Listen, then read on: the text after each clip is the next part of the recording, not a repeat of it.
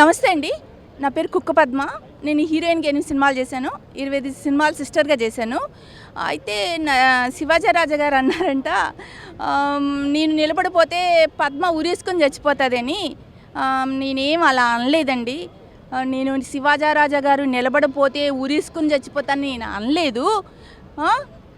నాకు పెన్షన్ రాకపోతే నేను ఉరేసుకొని చేస్తాను అని అన్నాను. కానీ శివాజీ రాజా గారు నిలబడిపోతే ఊరేసుకొని చేస్తాను అనలేదు. ఆయన నిలబడిపోతే నేనెందుకంటే ఊరేసుకొని చేస్తాను, ఇదేమైనా జోక్లా ఉంది. మళ్ళీ తర్వాత మీరు విన్ కాకపోతే పెన్షన్ కూడా వద్దు నాకు అని చెప్పారంట. ఆయన విన్ కాకపోతే నాకెందుకండి పెన్షన్ వద్దు? నేను చాలా కష్టపడుతున్నాను. మా నాన్న చనిపోయారు, అమ్మ చనిపోయారు, నాకు ఫుడ్ కష్టపడుతున్నాను, రెడ్ జోన్లో ఉన్నాను. నరేష్ గారిని పెన్షన్ ఇవ్వండి, శివాజీ రాజా గారిని, మా యూనియన్ గారిని పెన్షన్ అడుగుతున్నాను. ఈయన ఓడిపోతే ఈయన ఉండకపోతే నాకెందుకండి పెన్షన్ వద్దని నేను అంటాను. అన్నీ అబద్ధాలండి, నమ్మద్దు.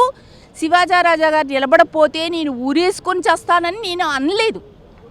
1, 2 నాకు శివాజీ రాజా గారు ఓడిపోతే నాకు పెన్షన్ వద్దని నేను అనలేదు. ఇవన్నీ అబద్ధాలు. నాకు కొంతమంది అడిగారు, ఇవన్నీ అబద్ధాలు, నమ్మద్దండి.